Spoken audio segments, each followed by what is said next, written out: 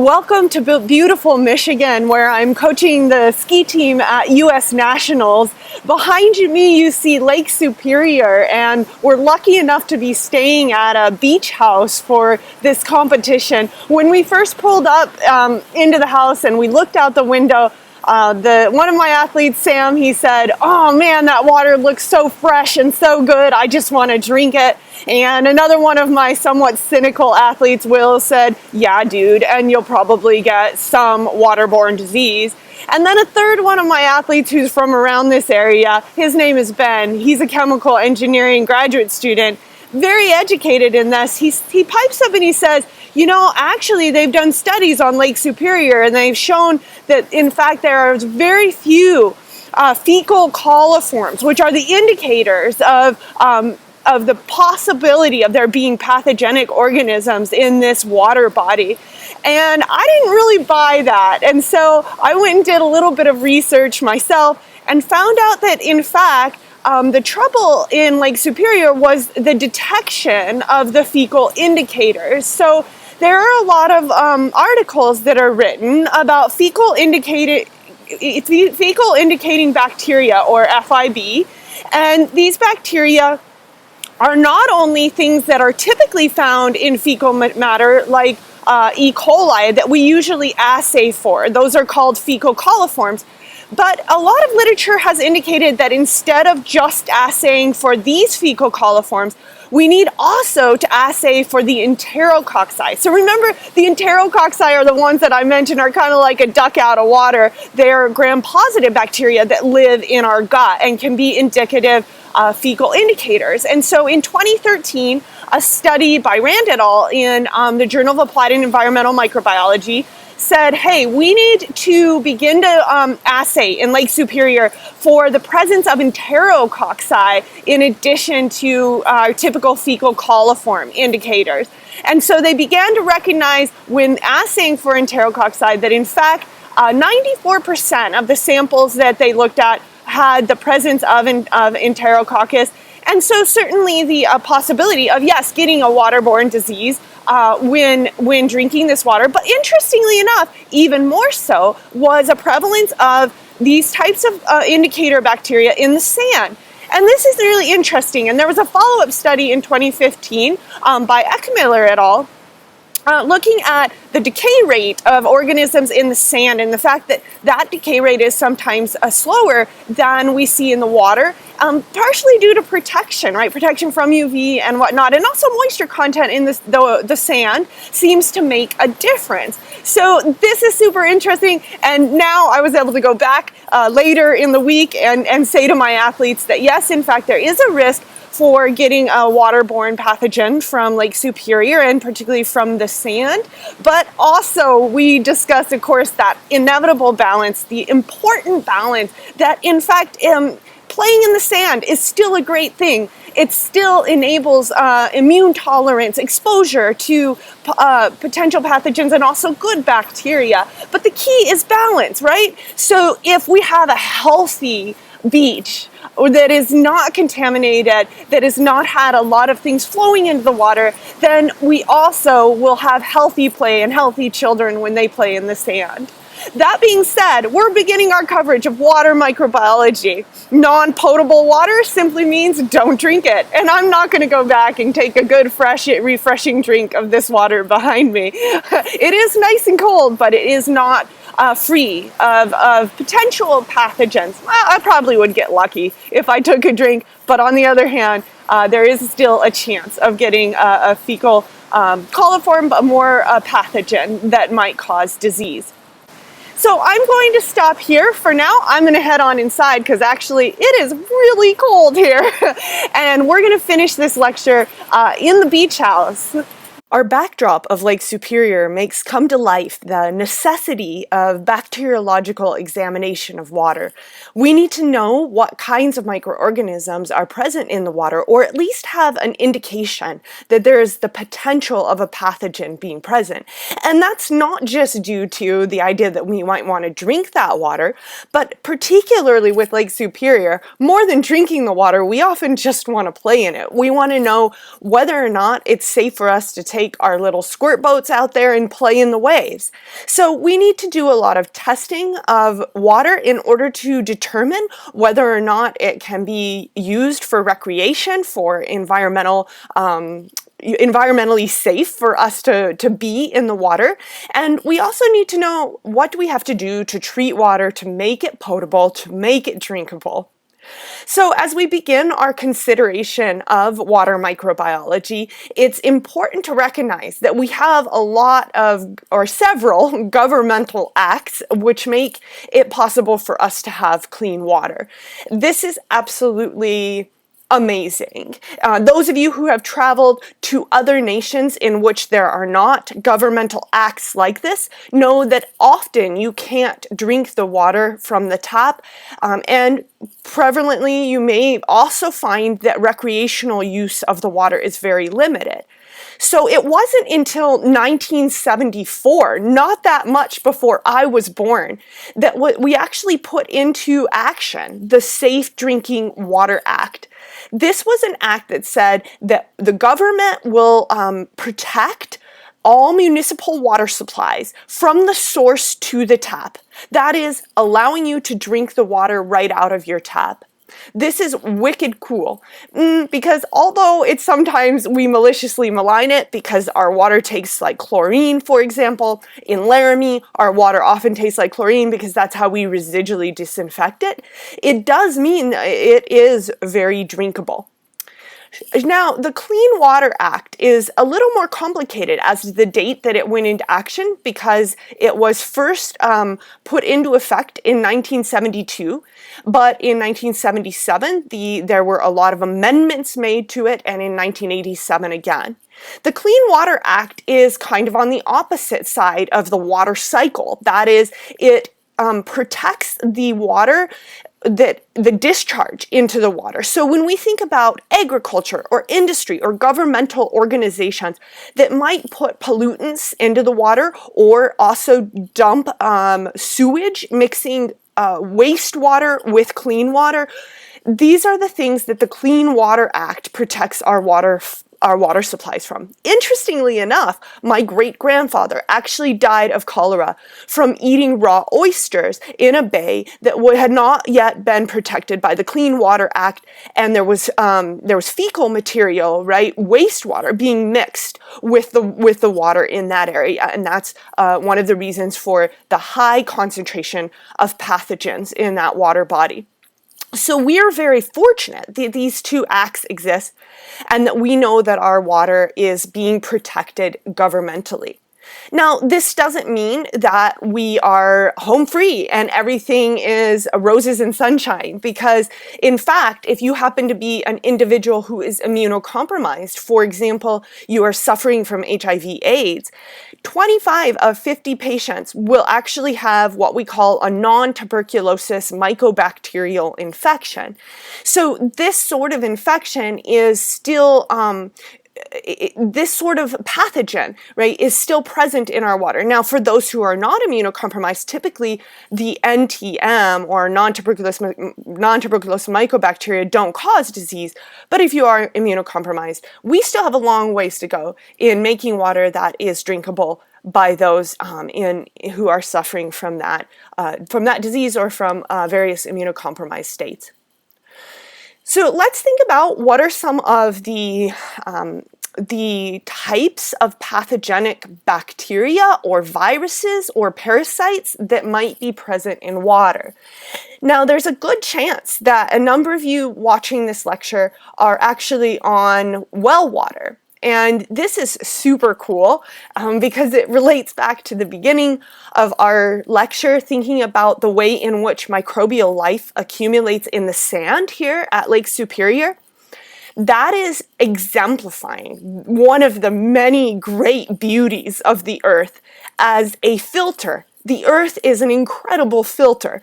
So when water seeps through sand and through soil, and it seeps deep into the earth, it is naturally filtered, and all of the microbial pathogens are filtered out of the water.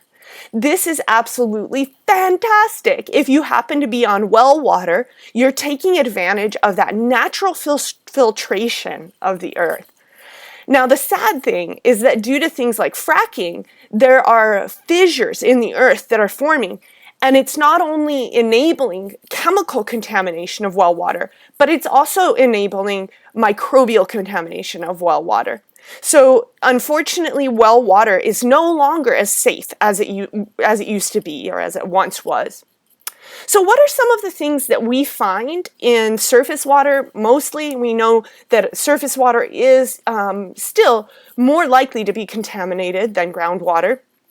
And there are things like Vibrio cholera. Those of you who followed the news in 2010 when there was a major earthquake in Haiti, you recall that cholera was one of the major diseases that ensued.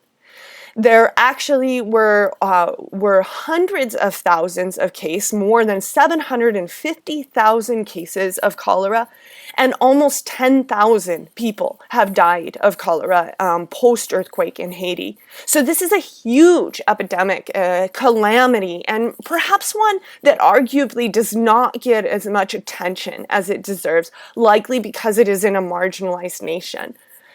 Now, other examples, one I've put over on the right-hand side of the page, is typhoid fever, or Typhoid Mary is the picture that I'm showing here.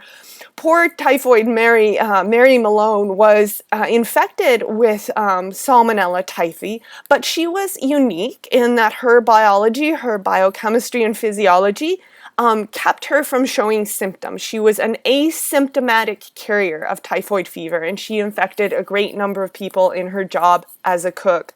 So this is a picture from a 1909 newspaper showing her sneezing onto the food and infecting many people for whom she was cooking.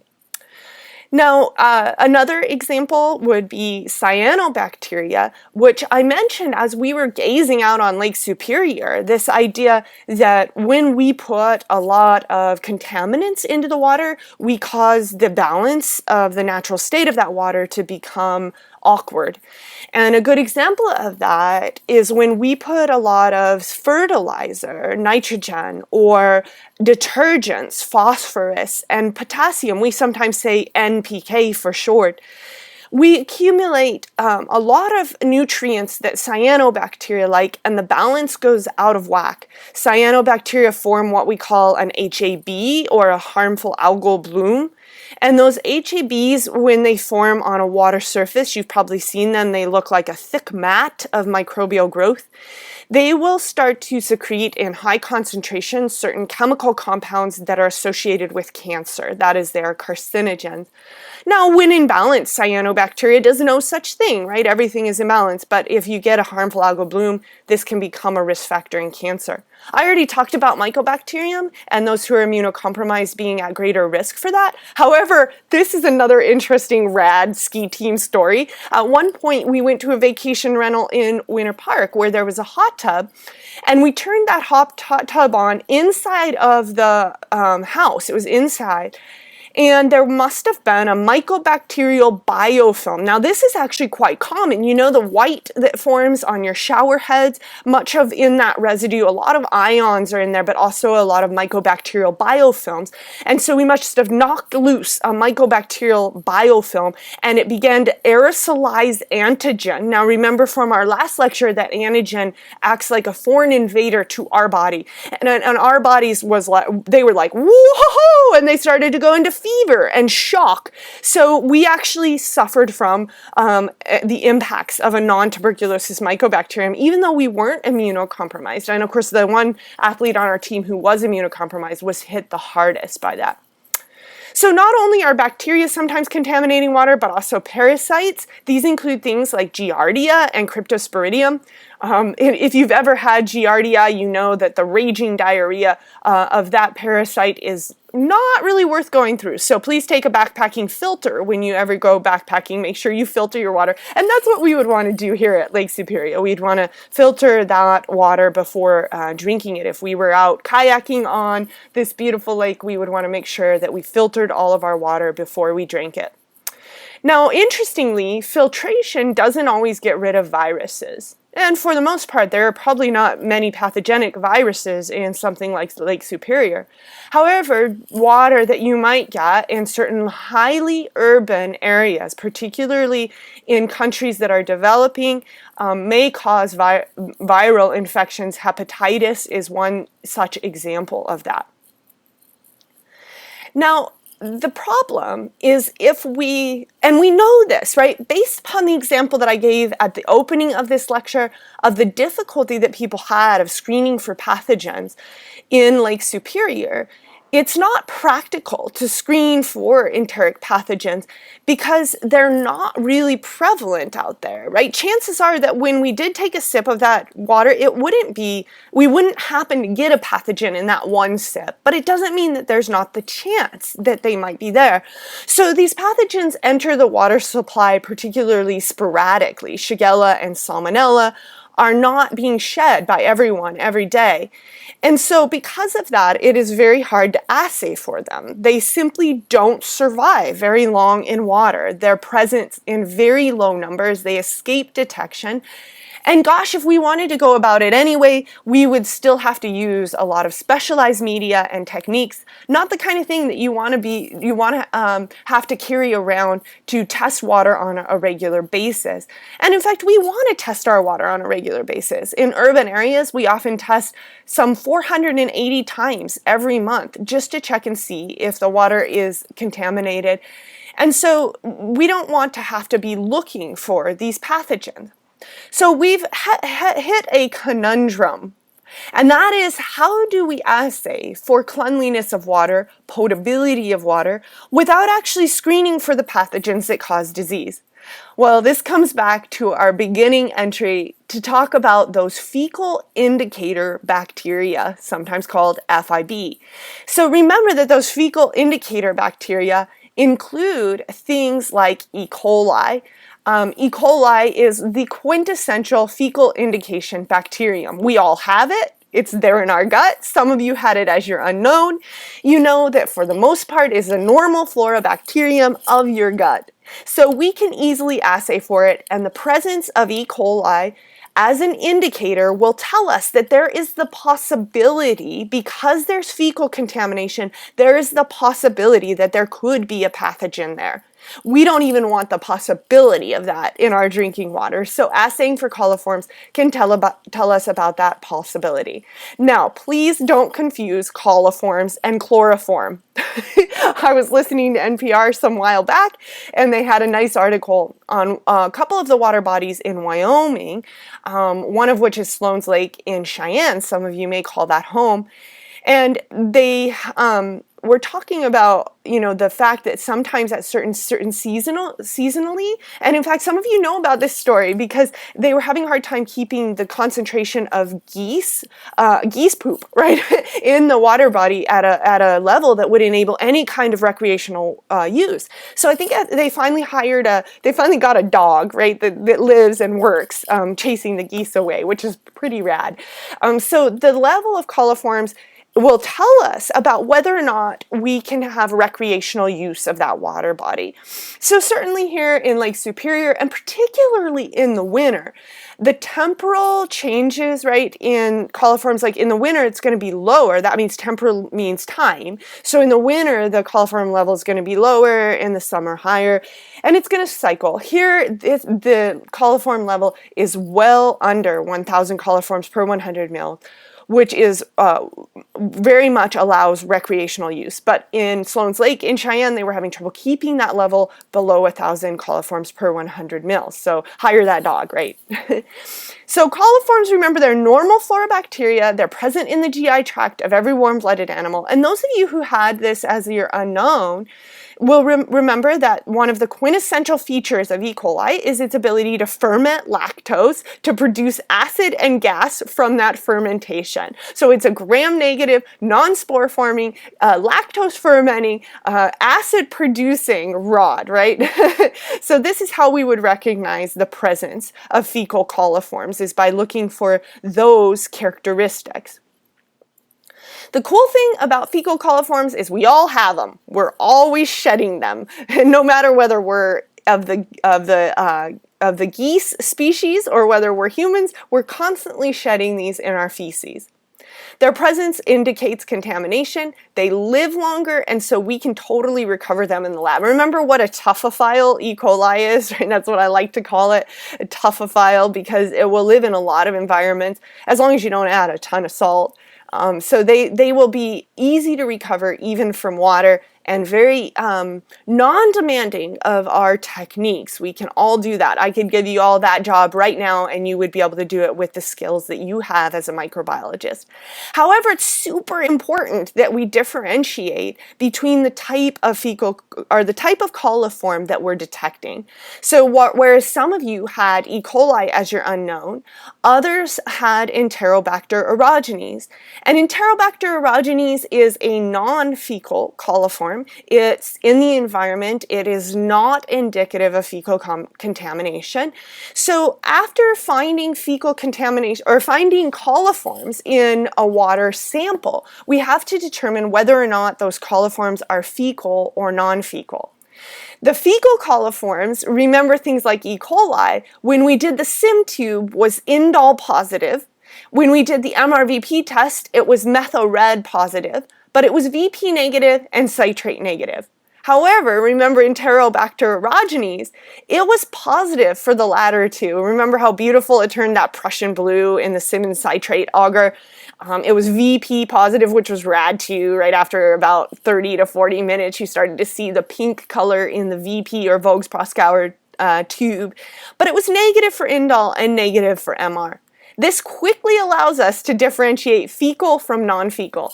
After all, we wouldn't want to sound a bell of alert based upon the presence of Enterobacter aerogenes, saying, oh my gosh, the water is contaminated with fecal material, when in fact it was just Enterobacter aerogenes and not a fecal coliform at all.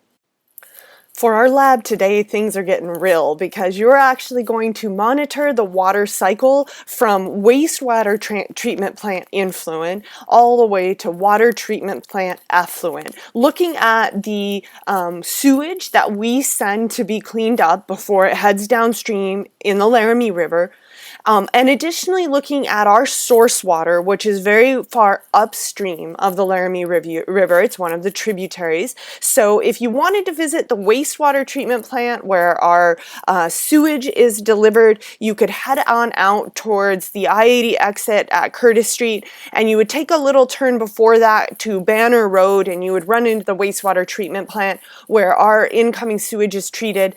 If you headed instead towards Walden, Colorado, and you headed out towards Fox Park on the left-hand side of the road, you would find the water treatment plant, very high source waters for Laramie. That is to say that our water is very, very clean, even before it's cleaned to be used as drinking water. We're very lucky to live in a mountainous place, so that our drinking water is very, very clean even before we begin to treat it.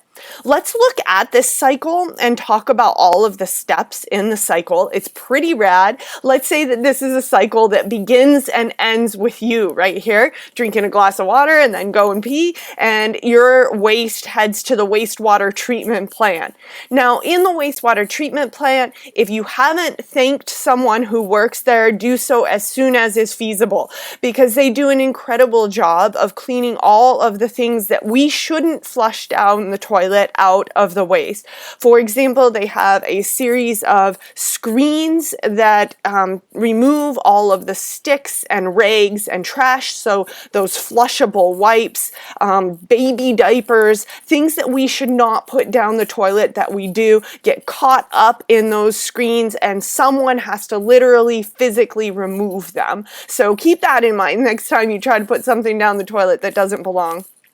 After that step of removal, there's a sedimentation step, meaning that the solid wastes are settled out of the liquid, and then the secondary activated sewage sludge treatment ensues. That is to say that the bacteria that are naturally found in our fecal matter serve to digest that solid waste, converting it into gaseous waste. So it's an aerobic digestion. Now, some wastewater treatment plants follow that that with an anaerobic digestion, where normal flora of the gut that are anaerobic, aka the awesome methanogens that can degrade our organic waste and convert it into methane gas, producing what can be used as a colorless, odorless, flammable gas to power the wastewater treatment plant. So the wastewater treatment plant can literally be self-sustaining if it's done really well with an anaerobic digestion that does emanate that methane gas. Now, of course, if we don't take advantage of that methane gas, wastewater treatment plants are one spot where greenhouse gases are emitted in high concentrations. Of course, methane is a very bad greenhouse gas. So from there, there's generally a tertiary treatment. In our wastewater treatment plant, that tertiary treatment is UV light. So there's actually literally like a large shed through which the water passes, and it gets churned upwards and exposing plenty of surface area to the UV light, killing a lot of the bacteria that remain in that water. The water is then at that point fairly clean. So notice that we call the incoming water coming into the wastewater treatment plant WWTPI, or wastewater treatment plant influent. The water coming out of the wastewater treatment plant WWTPE. We can expect water coming into the wastewater treatment plant to have somewhere on the order of millions of coliforms per 100 mils. And then by the time that water leaves the wastewater treatment plant, it may have on the order of 1,000 fecal coliforms per 100 mils, be within recreational use levels. So the job that they're doing at the wastewater treatment plant is immense. They're doing an excellent job of removing those bacterial contaminants. Now, one thing that they're not taking on at this point in time is chemical contaminations, and that makes for an entire different conversation. Things like endocrine disruptors, things that are from drugs that we take that are then contaminating the water. Interestingly enough, this is an entire different lecture and a whole different conversation, because water that has been reclaimed is called gray water, and we can treat wastewater either municipally or locally, like that is to say, like within your own home. You can utilize gray water for certain applications, such as watering your garden, as long as it's treated in some way and care is used with that. I was fortunate to give a presentation to the community this last summer, and that presentation is accessible on YouTube. I'm just going to pull over the URL for that presentation. If you've ever been interested at all in gray water and water reclamation, which by the way we should all be interested in, because the ability to reclaim water, particularly within our domestic environment, can save an immense amount of water. So actually using gray water within your own home can be one way to save water, and as water supplies dwindle in the face of climate change, the use of gray water will become more and more important. So take time, and I would love to hear your comments on this YouTube presentation about gray water. Get jazzed and check out some of that presentation. It'll be helpful in many ways in life in general. So gray water can be used to water golf courses, it can be used to water lawns, and certainly is an effective way of reclaiming water. Now, our wastewater treatment plant effluent here in Laramie is not reclaimed. It just goes straight back into the Laramie River, and it heads on downstream for those communities downstream of us to treat and utilize as drinking water. Let's take a look at what happens in our water treatment plant. That is, where does our drinking water come from, and how does that work? Well, we take it from upstream. Much of it is groundwater, as I mentioned, the location. From there, we sediment the larger particulate matter. That's often just small stones and what have you. It's then filtered through a bed of sand and activated charcoal. Activated charcoal has high surface area for chemical contaminant removal. And then we residually disinfect. I mentioned here in Laramie that we residually disinfect with chlorine, but if you happen to be a resident of Green River, they've started to use ozone, which is really cool because it doesn't leave a remnant within the water that you're drinking. So this is the sweet water cycle. Some of you on the bench nearest the door will be working on drinking water, water treatment plant effluent, and tap water. Some of you in the middle bench will be working on Laramie River water and water treatment plant influent. And then those of you who are lucky enough to be on the bench with the overhead will be working with wastewater treatment plant effluent and influent. Feel free to wear gloves if you work with the wastewater treatment plant influent, but please be careful. This is the lab that I've had people set on fire, the ethanol bottles. So don't do that. All right, let's move along because I want to show you the tests that you're going to be doing to try to detect those coliforms. The first one is simply called the PA test. This is a qualitative assay, meaning that it tells us whether or not there are coliforms in the water. That is, they could be there or not there, but this does not give us a quantitative measure.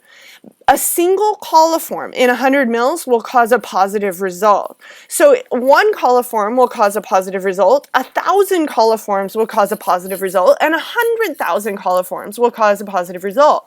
So qualitatively, we can simply say whether there is or isn't a coliform or more than one coliform. We use a pH indicator. It's a broth that turns from purple to yellow when lactose is fermented. So we can look at this sample question at the bottom of the page, which water sample contains at least one coliform, and recognize that the one that has turned yellow is the one in which lactose has been fermented. So we can have a resounding answer of B being the one that contains at least one coliform. So the PA test is a commonly performed test, but it isn't quantitative. So let's talk about some that do give you a count of the coliforms. The most accurate quantitative method is the membrane filtration method.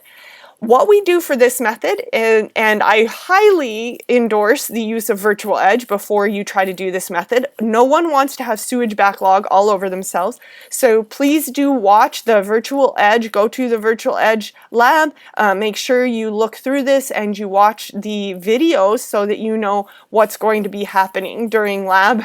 I don't want anyone to have backlogs and not know what's going on. So take time to do that. You're going to place a 0.45 micron filter onto your base of this apparatus, and then you're going to put a funnel, a large funnel, over the bottom portion. Situate that in, and you're going to pass three different volumes of water through this filter: a 1 mil, a 0.1 mil, and a 1 mil, a 10 mil, and a 100 mil sample are all going to go through that filter. And here's the cool thing.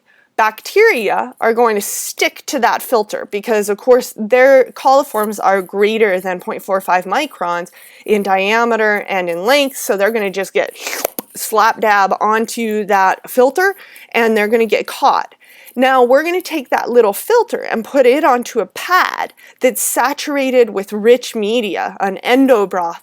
The bacteria that stuck onto the filter in those places are going to grow up and form a colony in that place on the filter. So where they grow, if they're coliforms, they're going to form these dark red, kind of metallic, shiny colonies. And you'll be able to literally count them next time and differentiate the gram positives and gram negatives, or excuse me, select for gram negatives and differentiate the coliforms versus the non-coliforms using this this endo medium. And we're actually using an endo broth, saturating a pad and leaching up through the filter.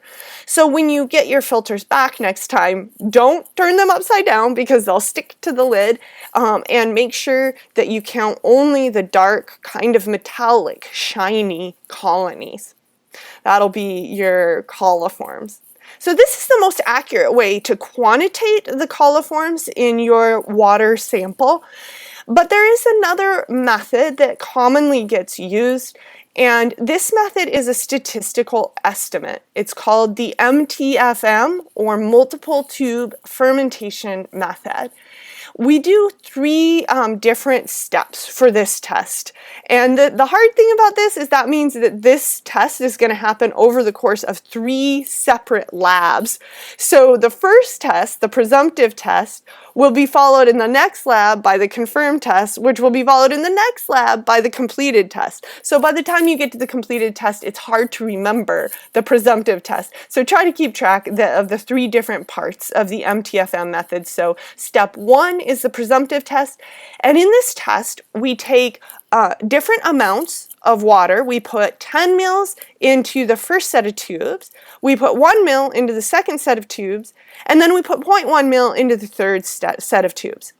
We incubate them, and notice that they're a simple lactose broth, just like the lactose broths that we did when we were identifying our unknown. And you'll notice here there's 3 that turn positive. Positives, of course, always being fermentation of lactose and production of gas. That's the definition of a coliform. There's 1 positive here in the 1 mil samples, and there's 0 positives in the 0.1 mil samples. So we turn this number into something that we call a profile. We say there are 3 positives of the 10 mil sample, 1 positive of the 1 mil, and 0 of the 0.1. So we say that the profile is 3, 1, 0. And then we go to our most probable number table, which is either found on the virtual edge. You might have seen it pop up there as we left it behind.